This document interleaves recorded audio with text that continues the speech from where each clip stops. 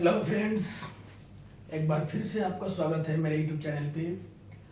आज मैं अपने टेंस सीरीज का जो पांचवा पार्ट है, दैट मीन्स पार्ट 5, इसमें मैं आपको प्रेजेंट परफेक्ट कंटिन्यूअस टेंस के बारे में कुछ चर्चा करने वाला हूँ। ठीक है, बस एक यही गुजारिश है, पहले की तरह फिर से इस पर अपना नज़र, अपना ध्यान आकर्षित कीजिए, फोकस कीजिए। बिल्कुल साधारण भाषा में आप समझ पाएंगे। ठीक है, देखिए अभी तक मैंने टेंस का जो प्रेजेंट टेंस है उसका 3 पार्ट किया है ना, मतलब 3 टेंस किया, सिंपल प्रेजेंट, प्रेजेंट कंटिन्यूअस और प्रेजेंट परफेक्ट कंटिन्यूअस। ये प्रेजेंट टेंस का चौथा और अंतिम है। ये 4 टेंस कंप्लीट हो जाने के बाद इसके बाद हम पास्ट में जाएंगे, फिर फ्यूचर में जाएंगे। वो 8 जो टेंस बचे रहेंगे ना, सब इसके जैसा ही बिल्कुल है। आशा करते हैं वो आठों का 8 टेंस जो है समझने में आपको थोड़ा भी प्रॉब्लम नहीं होगा। बस शर्त यही कि ये प्रेजेंट टेंस का इस चारों टेंस को अच्छी तरह से अपने अंदर उतार लीजिए, धारण कर लीजिए। ठीक है, देखिए आप जैसे कि देख पा रहे हैं आप प्रेजेंट परफेक्ट कंटिन्यूअस।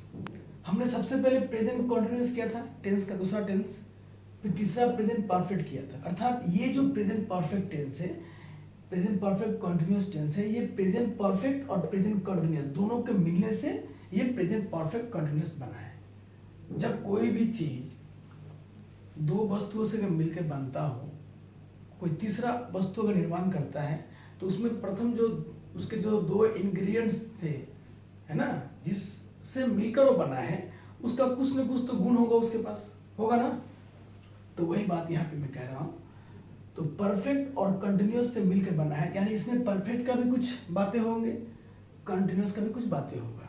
ठीक है, तो और ये तो और आसान हो गया क्योंकि परफेक्ट पहले आप सीख चुके हैं, कंटिन्यूअस की जानकारी आपको है ना। देखिए पहचान क्या है, इस टेंस का पहचान क्या है।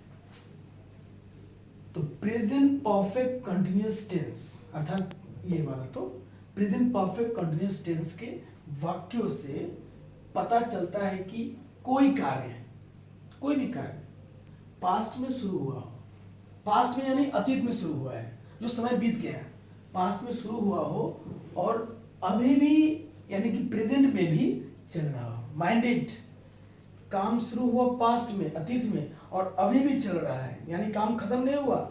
जिस समय शुरू हुआ वो समय खत्म हो चुका, काम खत्म नहीं हुआ, काम अभी भी चल रहा है। पास्ट में शुरू हुआ है, प्रेजेंट में अभी भी चल रहा है, रनिंग है। और क्या कहा, इस टेंस के वाक्यों में समय यानी टाइम का उल्लेख अवश्य ही किया जाता है, अर्थात समय का मेंशन, समय का चर्चा जरूर किया जाता है, याद रखिएगा। तो हमने क्या देखा इसमें, कोई काम अतीत में शुरू हुआ और अभी भी चल रहा है, लेकिन मुख्य यानी प्रमुख बात क्या है, उसमें समय जरूर दिया होगा। अगर समय दिया ना हो फिर वो प्रेजेंट कंटिन्यूअस हो जाएगा, जैसे कि मैंने पहले कहा प्रेजेंट कंटिन्यूअस हो जाएगा। ठीक है, तो प्रेजेंट परफेक्ट और प्रेजेंट कंटिन्यूअस ये दो मिलकर तीसरा बनाएगा। तो तीसरा वाला का भी तो कुछ गुण होना चाहिए इसमें, है ना। मैं आगे चीज बताता हूँ। देखिए अगर मैं कह दूं, सिंपल सी बात मैं कह दूं कि राम खेल रहा है, राम खेल रहा है, ठीक है, 1 नंबर। कुछ याद आ रहा है ये कौन सा टेंस है, राम खेल रहा है रही है, यानी कि काम अभी हो रहा है। तो जब काम अभी अभी हो रहा है उसे हम लोग प्रेजेंट कॉन्टिन्यूअस टेंस कहते हैं, है ना, काम हो रहा है। लेकिन अगर इसी में मैं कह दूं यही सेंटेंस, राम 2 घंटे, है ठीक है, 2 घंटे से खेल रहा है। देखिए यहां पर था राम खेल रहा है, यानी काम चल रहा है। यहां भी है राम खेल रहा है, लेकिन यहां पर समय दे दिया गया है, राम 2 घंटे से खेल रहा है। अर्थात ये हो गया आपका प्रेजेंट कंटिन्यूअस टेंस। ये भी यहाँ भी काम हो रहा है, खेल रहा है, यहाँ भी खेल रहा है, लेकिन दोनों में अंतर क्या है कि इस दूसरे वाले वाक्य में समय का चर्चा किया।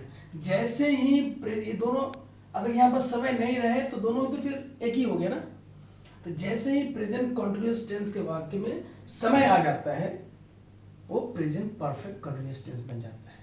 यानी कि ये क्या बन गया, प्रेजेंट परफेक्ट कंटिन्यूअस टेंस। आई बात समझ में? यानी कि अगर समय न रहे तो प्रेजेंट कंटिन्यूअस, और अगर समय रहे तो प्रेजेंट परफेक्ट कंटिन्यूअस। बस इसमें इतना ही कंफ्यूजन है और कुछ नहीं, ठीक है।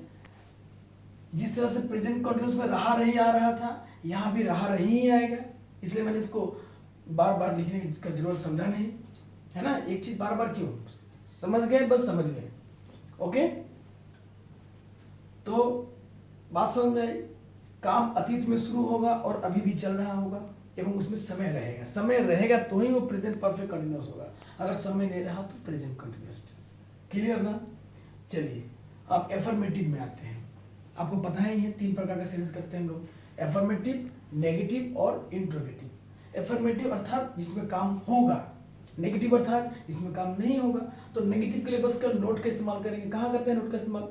हेल्पिंग वर्ब के बाद, आपको तो याद है। इंट्रोगेटिव 2 प्रकार का होता है, एक हेल्पिंग वर्ब से शुरू होगा और एक WH वर्ड से शुरू होगा। इसके पहले वाले वीडियोस में मैं तो इसी की चर्चा किया था, वहाँ समझ गए, यहाँ पर कुछ ज़्यादा चर्चा करने की जरूरत है नहीं, ठीक है।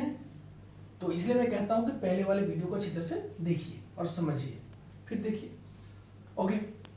चलिए इसके रूल की चर्चा करते हैं। एफर्मेटिव, सबसे पहला सब्जेक्ट, जो आपको पहले से पता है, सब्जेक्ट मतलब काम को करने वाला, काम को जो करता है वो सब्जेक्ट। इसके बाद सहायक क्रिया, देखिए हैव हैज, अभी मैंने कहा था ना, ये टेंस जो है सो प्रेजेंट परफेक्ट और प्रेजेंट कंटिन्यूअस दोनों के मिलने से बना है। तो देखिए परफेक्ट का सहायक क्रिया ले चुका है हैव हैज। हमने परफेक्ट में प्रेजेंट परफेक्ट हैव हैज के बारे में सीखा था ना, देखिए वही चीज यहाँ पर फिर से रिपीट हुआ, ओके। ये बीन आपको मिला है इस टेंस में, प्रेजेंट परफेक्ट कंटिन्यूअस का एक इसका खुद का संपत्ति है BEEN, बीन, ठीक। फिर देखिए वर्ब में ING, आपने कंटिन्यूअस में देखा था वर्ब में ING, तो कंटिन्यूअस इसने ING ले लिया, परफेक्ट इसने हैव हैज ले लिया, और बीन इसका खुद का, कुछ तो इसका भी चाहिए ना, ठीक है। ऑब्जेक्ट तो हम सब में रहता है ना। ये जो कार्य जो होगा, इस कार्य का असर किस पे पड़ता है? ऑब्जेक्ट भी तो पड़ता है। और एक और साधारण भाषा में क्या कहा था, काम को करने वाला सब्जेक्ट, नहीं करने वाला ऑब्जेक्ट, एक समझने के लिए, है ना। अब ये चीज आपको नया आ गया। अभी अभी मैंने कहा, यहाँ पे कहा राम खेल रहा है, राम 2 घंटे से खेल रहा है, ये देख रहे हैं समय के बारे में, इसलिए यहाँ पर समय के लिए ये एक एक्स्ट्रा आता है। समय मतलब टाइम। अब ये टाइम के पहले फोर या सिंस का इस्तेमाल किया जाएगा, फोर या सिंस का इस्तेमाल किया जाएगा, ठीक है। फोर के बाद ही टाइम बैठाएंगे या सिंस के बाद टाइम, दो में से कोई एक होगा। अब प्रश्न उठता है कि फोर और सिंस ये क्या लोचा है, क्या मतलब है इसका? देखिए ये फोर या सिंस जो है एक प्रकार से क्या है, ये प्रीपोजिशन है। जब पार्ट्स ऑफ स्पीच करेंगे, है ना, आपको तो किया है पार्ट्स ऑफ स्पीच, उसमें आपको पता ही होगा ये सब, है ना। और मेरा प्रीपोजिशन का वीडियो वगैरह उसमें भी आप इसको अलग से सीख पाएंगे, है ना। देखिए प्रीपोजिशन एक अलग एक भयंकर टॉपिक है, इसको एक बार में सीखना नामुमकिन है। इसके लिए आपको एक एक प्रीपोजिशन के बारे में एक huge amount of knowledge gather करना होगा, वरना नहीं होगा। केवल फोर मैं कह दूंगा कि फोर का मतलब के लिए होता है, ये पेन आपके लिए, this pen is for you, इससे नहीं होने वाला है। फोर का कम से कम 12-13 प्रकार का इसका यूजेस है, हाँ। सब यूज को मैं एक एक पॉइंट वाइज दिखा के 3-4 एग्जाम्पल कराऊंगा, एक एक पर एक एक वीडियो बनेगा, तब जाके आप इसको धारण कर पाएंगे। वरना प्रीपोजिशन तो आप सारा जीवन सीखते रहेंगे, फिर भी ये इनकम्प्लीट ही रहेगा। इसलिए इस पर काफी ज्यादा ध्यान देने की जरूरत है, ओके। तो इसको डिटेल्स में हम लोग जब प्रिपरेशन करेंगे उसमें समझेंगे। फिलहाल यहाँ पर जितना जरूरी है उतना हम लोग समझ लेंगे, ओके। तो देखिए फोर या सिंस समय के लिए, यहाँ पर फिलहाल समय की बातें हो रही है। फोर सिंस का इस्तेमाल बहुत जगह बहुत प्रकार से है। फोर का और सिंस का एक प्रयोग जो है सो समय के लिए होता है, जो यहाँ पे करेंगे। तो फोर और सिंस का समय के पहले क्या अर्थ होता है, ध्यान रखिएगा। फोर और सिंस दोनों का मतलब होता है से मतलब समझते हैं ना, से, इसका भी मतलब होता है से, दोनों का मतलब से होता है, लेकिन किसके पहले, समय के पहले। ये समय के पहले फोर का मतलब से होगा, समय के पहले जब सिंस लिखेंगे इसका मतलब भी से होगा, ठीक है। ऐसे तो फोर का मतलब के लिए होता है, लेकिन यहाँ पर के लिए नहीं होगा, यहाँ पर क्या होगा, से, हिंदी मतलब से होता है। ओके, चलिए आगे बढ़ते हैं। यहाँ पे अब दोनों का मतलब सिंस और फोर दोनों का मतलब से है, तो फिर कहाँ पर इस्तेमाल कैसे करेंगे, समझिए रूल है इसका। सिंस का इस्तेमाल कहाँ करेंगे, सिंस का इस्तेमाल हम लोग करेंगे निश्चित समय के साथ, with a point of time.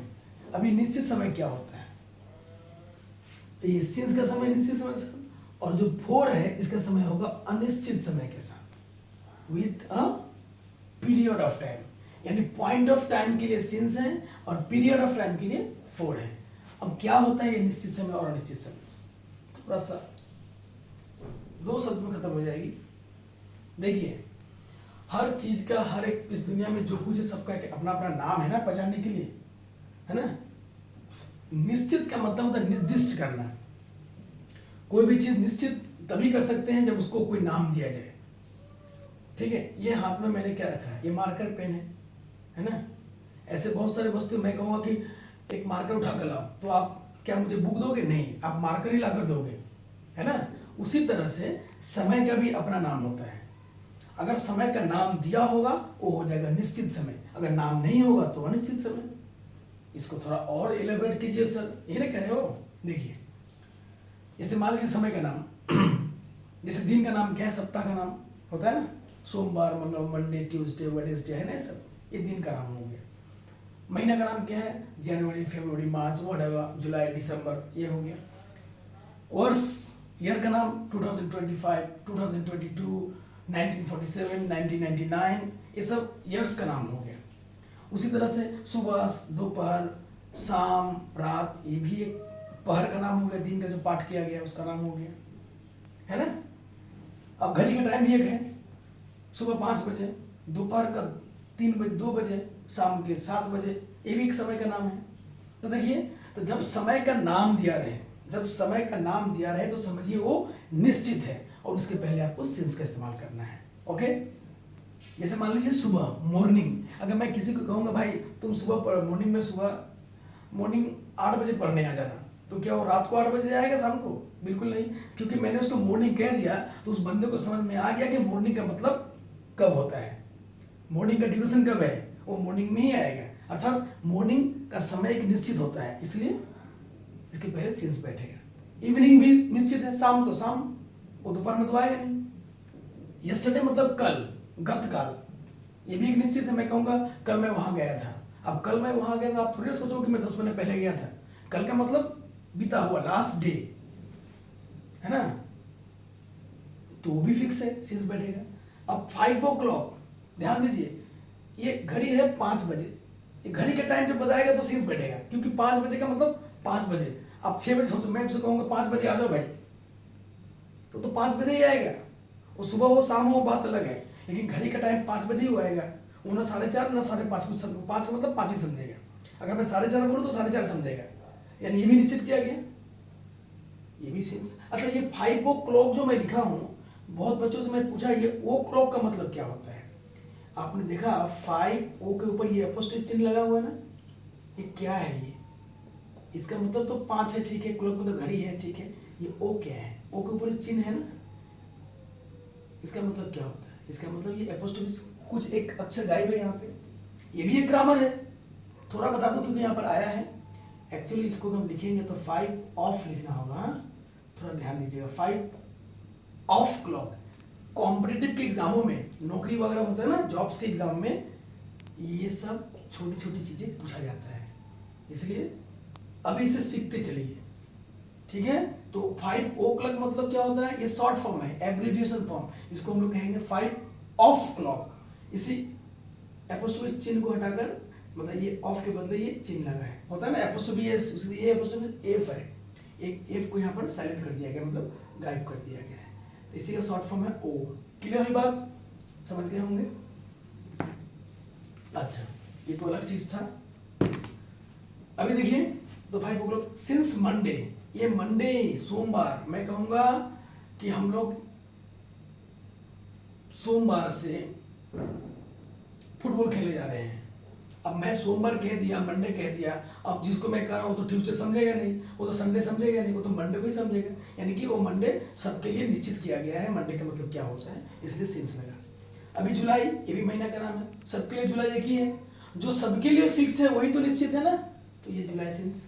अभी 2005 सिंस 2005 निश्चित है भाई, मेरे लिए जो है 2005, आपके लिए भी 2005 ही है ना। ओके, तो ये हो गया, यानी कि ये वर्ष का नाम है, ये सब नाम है, ये सब समय का नाम दिया हुआ है। तो जब समय का नाम दिया रहेगा तो आप सिंस का इस्तेमाल करेंगे और ज्यादा कुछ नहीं, ठीक है। जब समय का नाम दिया नहीं रहेगा वहां पर फोर का इस्तेमाल करेंगे। आई बात समझ में? थोड़ा फोर के बारे में देख लेते हैं। ये देखिए, फोर है अनिश्चित समय, क्या दिया हुआ, पीरियड ऑफ टाइम, क्या है अनिश्चित समय। इसे मान लीजिए समय का नाम था सोमवार मंगलवार, मैंने कह दिया मैं सोमवार से फुटबॉल खेल रहा हूँ, तो अपने सोमवार यानी मंडे को पहले सिंस का इस्तेमाल करेंगे क्योंकि निश्चित है। लेकिन मैं कहूँगा दिन का नाम नहीं देगा, मैं जस्ट जनरल बोलूँगा कि भाई मैं 3 दिन से फुटबॉल खेल रहा हूँ। अब मैंने 3 दिन कहा, क्या मैंने दिन का नाम बताया? क्या मैंने दिन का नाम का चर्चा किया यहाँ पर?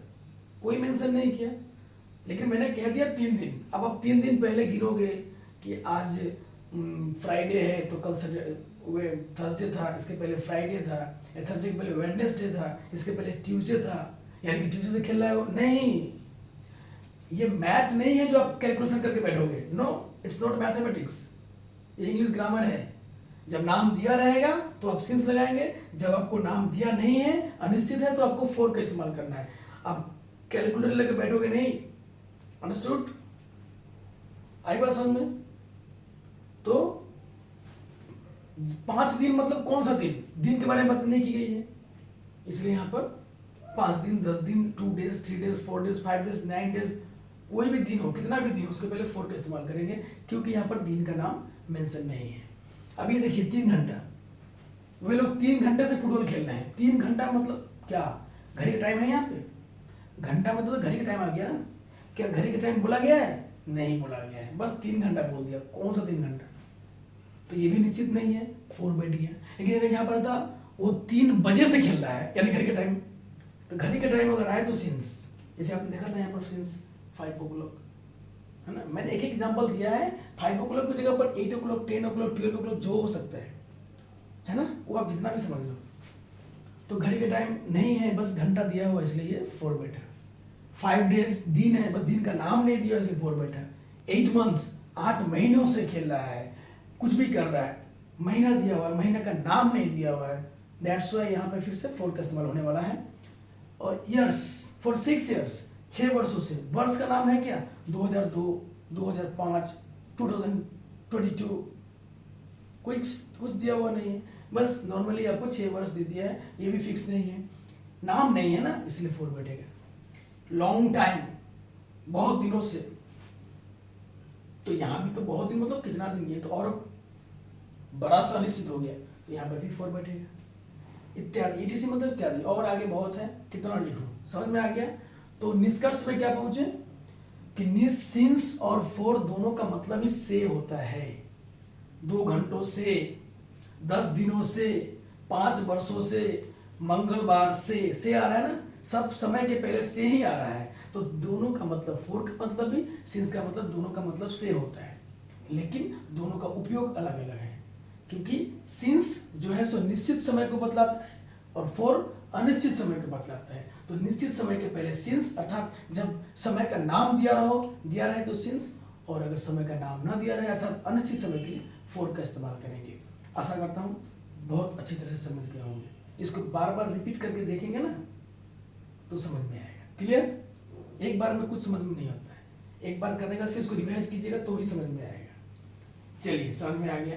अब हम इसके वाक्य को करते हैं, ठीक है ना। देखिए, क्यों ना इसी को कर लिया जाए। प्रथम वाक्य क्या दिया गया है? राम खेल रहा है। अच्छा, राम खेल रहा है, ये तो समय नहीं दिया गया, ये प्रेजेंट कॉन्टिन्यूअस टेंस है। इसका रूल क्या था पता है आपको? प्रेजेंट का सब्जेक्ट एम इज आर, हाँ, उसमें हैव नहीं था, यानी सब्जेक्ट कौन है, राम इज खेल रहा है, यानी कि राम इज प्लेइंग। क्लियर हो गई, Ram is playing, Ram is playing, Ram खेल रहा है, ये प्रेजेंट कंटिन्यूअस है। लेकिन हमें बनाना है प्रेजेंट परफेक्ट कंटिन्यूअस। ध्यान दीजिए, राम 2 घंटे से खेल रहा है। फिर देखिए सब्जेक्ट क्या है, क्या है सब्जेक्ट, राम। क्योंकि इसमें समय दिया हुआ है इसलिए ये प्रेजेंट परफेक्ट कंटिन्यूअस है। तो रूल क्या है, सब्जेक्ट के बाद हैज देना है। तो राम तो नाम है, एक नाम के साथ क्या देना है, हैज। ये हमने पहले भी सीख चुके हैं प्रेजेंट परफेक्ट टेंस में, राम हैज गया।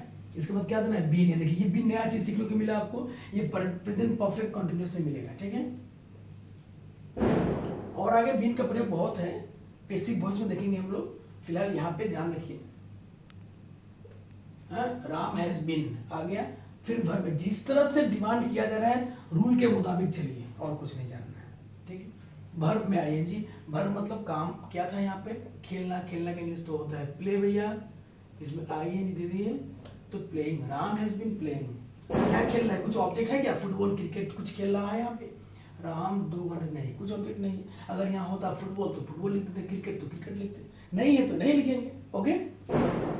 अच्छा लास्ट में क्या है, लास्ट में फॉर या सिंस टाइम। अब ये टाइम की जगह पर टीआई में टाइम मत लिख दीजिएगा, टाइम की जगह पर जो समय है वो लिखिएगा। टाइम क्या दिया हुआ है, 2 घंटा। अब ये 2 घंटा क्या निश्चित समय है या अनिश्चित समय है, 2 घंटा, 2 घंटा बोलिए बोलिए। क्या ये घड़ी के टाइम 2 घंटा दिखाता है, 2 बजे दिखाता है, 2:30 बजे दिखाता है, 1:45 बजे दिखाएगा, लेकिन 2 घंटा तो नहीं बोलेगा ना। किसी को बोलोगे, कोई पूछेगा टाइम कितना बजा तो क्या बोलेंगे आप, अभी 2 घंटा बज रहा है, ऐसा तो होता नहीं है। यानी कि ये घड़ी का टाइम नहीं है, ये समय की गणना है। 2 घंटा 3 घंटा बात अलग है, लेकिन घड़ी का टाइम तो 2 बजे 3 बजे एम पीएम वाली बात है ना वहां पे। तो ये 2 घंटा घड़ी का नहीं है, इसलिए अनिश्चित समय है, ओके। तो अनिश्चित समय, इसलिए यहाँ पर क्या लगेगा, for 2 hours, TWO2 HOURS, 2 hours। Ram has been playing for 2 hours। Clear, ये हो गया। मैं एक सेंटेंस और लेता हूं, ठीक है। देखिए, मैं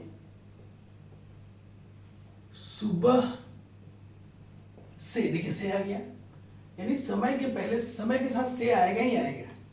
मैं सुबह से, देख रहे हैं, अब मैं यहां पर दे रहा हूं, मैं सुबह से फुटबॉल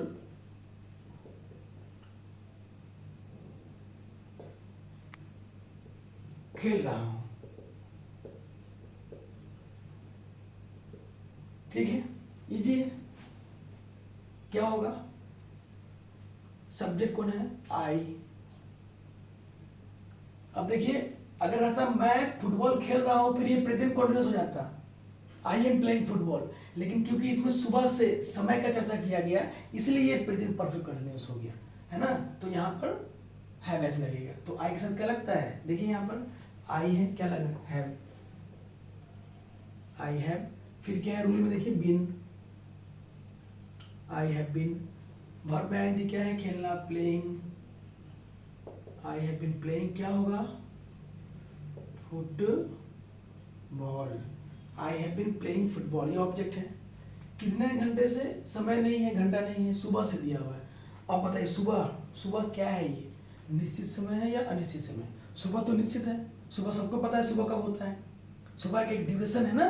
तो देखिए मैं लिख रखा है सिंस मॉर्निंग, यानी कि सुबह एक निश्चित समय, इसलिए इसके पहले क्या लगा, सिंस लगा। ये समय का नाम है, तो SINCE, सिंस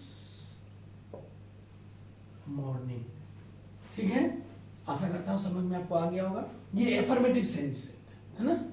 अब अगर नेगेटिव हो तो क्या करेंगे, नेगेटिव में नोट बैठेगा भाई, नोट कहाँ बैठता है, इसके पहले सब टेंस से मैंने झाड़ कर समझा दिया है।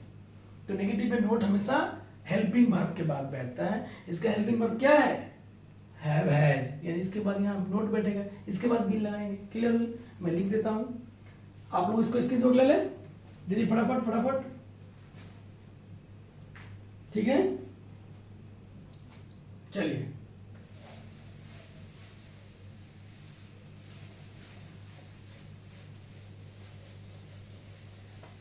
ये हैव कहां लगे, समझ में आ गया आपको?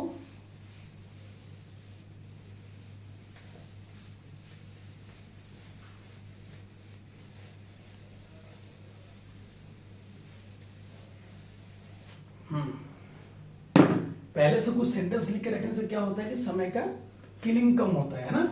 देखिए अभी मैं अगर नेगेटिव की चर्चा करूं, हालांकि आप अगर पहले वीडियो अच्छे से देखे होंगे तो ये रूल्स लिखने का मेरा कोई मतलब ही नहीं बनता है, क्योंकि आप लिख चुके होंगे मुझसे पहले, है ना।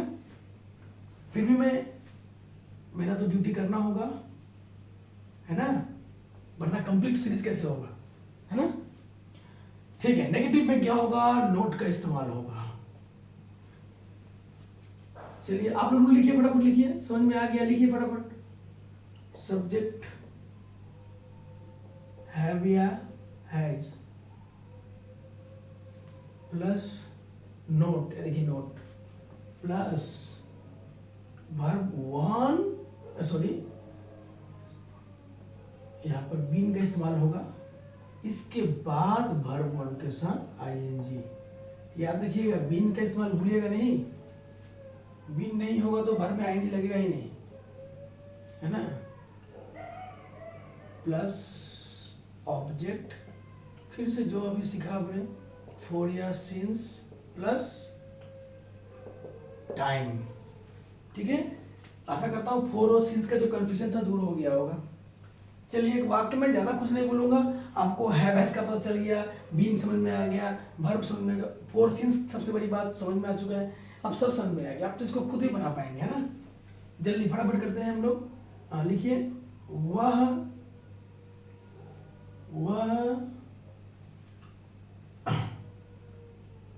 5 दिनों से स्कूल नहीं जा रहा है। छोटा सा वाक्य, ज्यादा बड़ा नहीं, छोटा सा वाक्य। वह 5 दिनों से स्कूल नहीं जा रहा है ना। नहीं है क्योंकि नोट है। सब्जेक्ट क्या देख लीजिए आप, सब्जेक्ट है वो का इंग्लिश क्या होगा, ही। अगर जा रही होता, लड़की होता तो मैं सी लिखता, तो ही हैज, आपको पता ही है हैज लगेगा, नॉट क्योंकि नेगेटिव है। He has not been, he has not been, B-E-E-N, been, verb में आएंगे क्या था, जाना, यानी going। he has not been going, कहाँ पे जाना था, to school, क्योंकि स्कूल जाने की बात थी ना, वो जाए या ना जाए स्कूल जाने का बात था, तो जिस जगह जाएगा उसके पहले टू का इस्तेमाल होता है। he has not been going to school, 5 दिनों से, देखिए सबसे लास्ट में समय का चर्चा करना होगा, हमको लिखना होगा, तो 5 दिनों से, यानी से के लिए आपको 4 या सिंस देना है ना, क्योंकि 4 और सिंस दोनों का मतलब ही से होता है, पहले कह चुके हैं। अब 4 बैठेगा अनिश्चित समय के लिए, सिंस बैठेगा निश्चित समय के लिए। समय क्या है, 5 दिनों से, 5 दिन दिया हुआ है। क्या यहाँ पर दिन का नाम दिया हुआ है, नहीं सर, कोई मंडे ट्यूसडे कुछ भी नहीं, यहाँ पर डेज का नाम नहीं दिया हुआ है ना, तो नाम नहीं दिया है, जस्ट जनरली आपको 5 दिन बोला गया, दिन का नाम नहीं, अर्थात ये अनिश्चित समय है। तो क्या बैठेगा, 4, यस 4, कितना दिन से, 5 डेज, 5 डेज, एस लगाइएगा क्योंकि एक से अधिक है, प्लूरल फॉर्म में है। समझ में आ गई बात, तो नेगेटिव आपको समझ में आ गया। ओके, इसके जो भी आएगा नोट लिस्ट करना है, ठीक है। अब आते हैं इंट्रोगेटिव। इंट्रोगेटिव तो समझ में आ गया आपको, 2 रूल है ना, ठीक है, ले लीजिए स्क्रीनशॉट। ओके,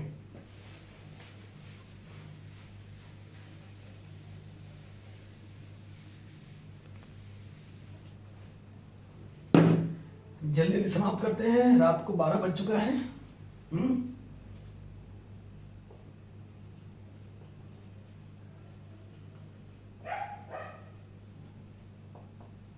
इंट्रोगेटिव सेंटेंस,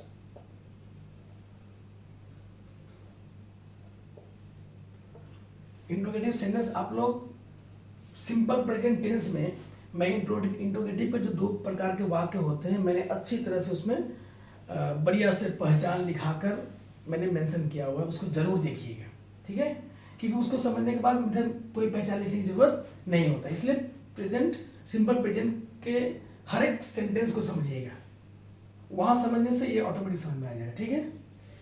चलिए इंट्रोडक्शन देखिए क्या होता है। तो दो प्रकार के प्रश्न होते हैं, एक क्या से शुरू होगा और क्या का उत्तर यस या नो में होगा। तो वहां पर क्या के लिए व्हाट लिखने की जरूरत नहीं है ना। तो मैं दोनों लिख देता हूं फटाफट, देख लीजिए। तो रूल 1 क्या हो गया? रूल 1 हैव या हैज, सब्जेक्ट बीन इसके बाद होगा, ठीक है, लिख लीजिए। हैव इसके बाद सब्जेक्ट बीन, देन वर्ब 1 के साथ आईएनजी, इसके बाद ऑब्जेक्ट होगी क्वेश्चन मार्क, ठीक है। ये किसके लिए है? ये किसके लिए है? ये है क्या से शुरू होने वाले, क्या से शुरू होने वाले वाक्यों के लिए। आई बात समझ में? जब कोई सेंटेंस क्या से शुरू होगा इसके लिए, आपको पता है, फिर मैं एक बार लिख दिया और क्या, ठीक है। जैसे मैं एक वाक्य बना दूं, अच्छा यहाँ पर ऑब्जेक्ट तो मैंने दे दिया, एक चीज और देना था, ऑब्जेक्ट के बाद क्या लिखना है? प्लस, क्या देना है? फॉर या सिंस प्लस टाइम, यही असल चीज है, इसको भूलना नहीं है, ठीक है। देखिए have has subject been verb 1 ING object, इसके बाद फॉर या सिंस प्लस टाइम का इस्तेमाल करना है, ठीक है ना। तो मैंने पहले भी कहा था इंट्रोगेटिव में हेल्पिंग वर्ब चाहे कोई भी टेंस हो, उस टेंस का हेल्पिंग वर्ब सब्जेक्ट के पहले आ जाता है। क्लियर? आ गया। अच्छा एक वाक्य मैं लिख दूं यहीं पे, तुरंत लिख देता हूं, क्या वे लोग, क्या वे लोग, लिखिए, क्या वे लोग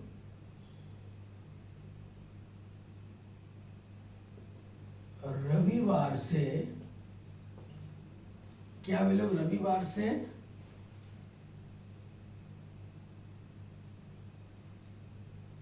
क्या वे लोग रविवार से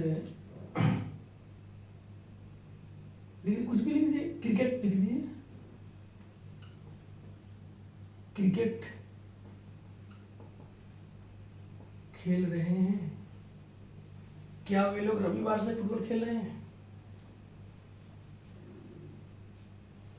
तो देखिए वाक्य क्या से शुरू हुआ है, तो मैंने अभी भी इसके बारे में लिखा था, क्या से शुरू होने वाले वाक्यों के लिए ये रूल देना है। तो वाक्य में क्या है, इस क्या के लिए क्या मैं व्हाट का इस्तेमाल करूंगा? बिल्कुल नहीं करूंगा। क्यों? क्योंकि इस क्या से बनने वाले प्रश्न का उत्तर हमेशा यस या नो में आएगा। किस में आएगा? यस या नो में, ठीक है। तो जिस प्रश्न का उत्तर यस या नो में होता है वहां पे क्या के लिए व्हाट नहीं लिखा जाता है, केवल सहायक क्रिया को सब्जेक्ट के पहले लिखा जाता है ना। तो यहाँ पर क्या है? Have has. अब हैव हैज किसके देख कर लगेगा? सब्जेक्ट को देखकर। सब्जेक्ट क्या है? वे लोग मीन्स क्या होता है? दे के साथ क्या लगता है? हैव। तो ये तो आपने सीख चुका है पहले ही, हैव दे। हैव हैज का सब्जेक्ट दे दिया मैंने, बीन, ये भी लीजिए।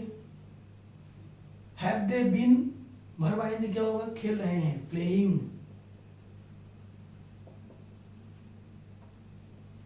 हैव दे बीन प्लेइंग, क्या है? क्रिकेट।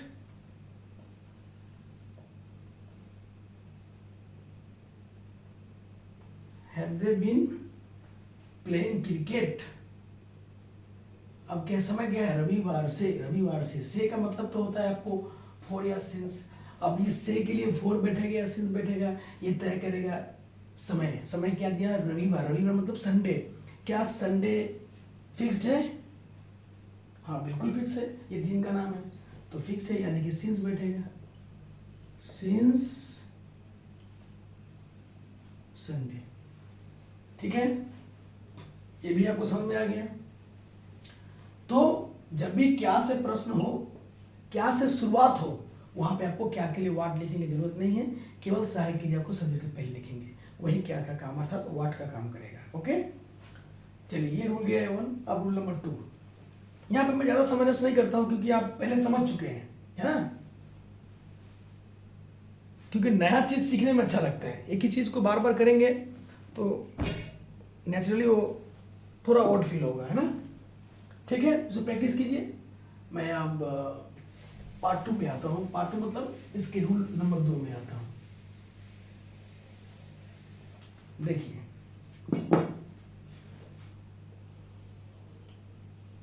रूल नंबर 2 क्या कहता है। ये होगा WH family. WH plus have या has plus subject plus been. Been हमेशा सब्जेक्ट के बाद आएगा, ठीक है। वर्ब 1 के साथ ING प्लस ऑब्जेक्ट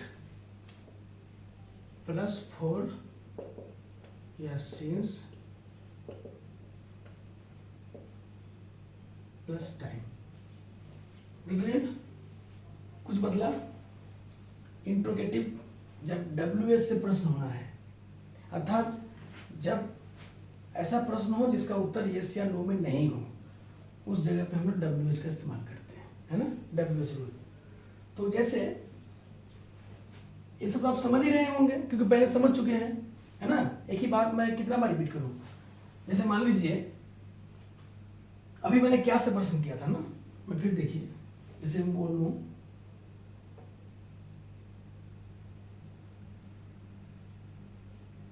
वह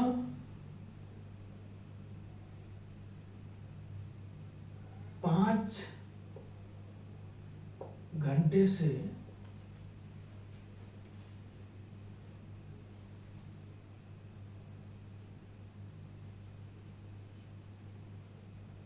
कहाँ जा रहा है। वो 5 घंटे से कहाँ जा रहा है? वो कहीं जा रहा था लॉन्ग टूर पे, अभी तक पहुंचा नहीं है। कोई पूछ सकता है वो 5 घंटे से कहाँ जा रहा है, अभी तक जा ही रहा है ना। या फिर कोई और पूछ दे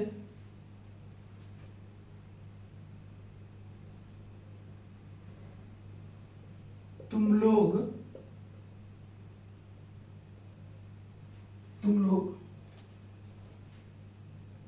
कल से, मतलब बीते हुए कल से, तुम लोग कल से मुझे क्यों बुला रहे हो। कुछ समझ। देखिए वह 5 घंटे से कहाँ जा रहा है, तुम लोग कल से मुझे क्यों बुला रहे हो। कल मतलब बीता हुआ कल, ठीक है। यहाँ पर लिख सकते हैं हम लोग तुम लोग गत काल से। हाँ, समझ में आ रहा है ना, बस समझ लीजिए। तो वह 5 घंटे से कहाँ जा रहा है। देखिए यहाँ पे ये भी प्रश्न है ना, प्रश्न। अब इस प्रश्न का उत्तर क्या कभी यस या नो में होगा? बिल्कुल नहीं होगा, यानी कि ये WH रूल से बनेगा। तो आपको देखना है कि इसमें WH वर्ड कौन सा, अर्थात कौन से शब्द से प्रश्न हो रहा है। तो यहाँ पर कहाँ से प्रश्न हो रहा है। कहाँ का ना उत्तर आप देंगे किसी जगह का नाम, तो कहाँ का इंग्लिश क्या होता है, वेयर। तो मैंने वेयर लिख दिया। देखिए इन सबको WH क्यों कहा जाता है, आप देखिए वेयर का इंग्लिश देखिए स्टार्टिंग क्या है, WH से शुरू हुआ है, क्योंकि इसका नामकरण जो है सो WH से ही होता है, इसलिए इसको WH फैमिली कहा गया। अब हाउ भी है, HOW हाउ, तो हाउ भी WH में ही आता है। 1 2 तो व्यतिक्रम होता है ना। वेयर, इसके बाद हैव है ना, तो हैव किसको देकर बैठेगा, सब्जेक्ट को। सब्जेक्ट क्या है यहाँ पे, वह मतलब ही, तो ही के साथ क्या बैठता है, हैज, यानी हैज को पहले लिखेंगे। Where has he. अब क्या है, बीन। फिर क्या देना है, ING क्या है, जाना, यानी going. Where has he been going. अब कोई जगह का नाम तो है नहीं, कि तो प्रश्न पूछा जा रहा है 5 घंटे से। 5 घंटा, क्या ये 5 घंटा समय है?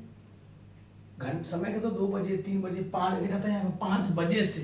तो हम लोग यहाँ पर सिंस 5 o'clock लिखते हैं, क्योंकि वो घड़ी का समय है। 5 घंटा ये तो समय नहीं है, तो गणना है।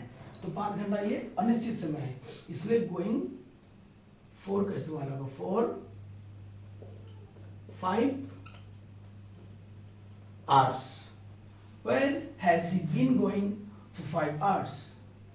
लास्ट में क्वेश्चन मार्क देना मत भूलिएगा, ठीक है। अब इसको देखिए, तुम लोग कल से मुझे क्यों बुला रहे हो, तो क्यों से प्रश्न हो रहा है, तो क्यों का इंग्लिश क्या होता है, वाई। हैव हैज देना है, हैव हैज देंगे, सब्जेक्ट को देंगे, सब्जेक्ट क्या है, तुम लोग यानी यू, क्या लगता है, हैव लगता है। ये आपको पता है हैव हैज के बारे में, देख के उसको समझ लीजिए, याद भी कर लीजिएगा। वाई हैव, सब्जेक्ट क्या है, यू, इसके बाद देना है been, why have you been. भर में आएंगे क्या है, बुलाना, यानी कि कॉलिंग। कॉन्टिन्यूअस रहने से ही आपको भर में आईएनजी देना है बस, ठीक है। Why have you been calling, हो गया। इसके बाद क्या था, ऑब्जेक्ट, क्या ऑब्जेक्ट है इसमें, मुझे यानी कि मी, है ना। Why have you been calling me, कब से, कल से के लिए तो आपको 4 या सिंस देना होगा। अब यहाँ सिंस बैठेगा या 4 बैठेगा, कल मतलब बीता हुआ कल यानी यस्टरडे, तो आपको इतना निश्चित समय किया गया ना, कल मतलब सब तो कल ही समय, गतकाल, इसके लिए तो कुछ चिंता वाली बात नहीं हो गई ना, तो निश्चित किया गया कल यानी कि यस्टरडे, यानी ये निश्चित किया गया, यानी कि क्या बैठेगा यहाँ पे, सिंस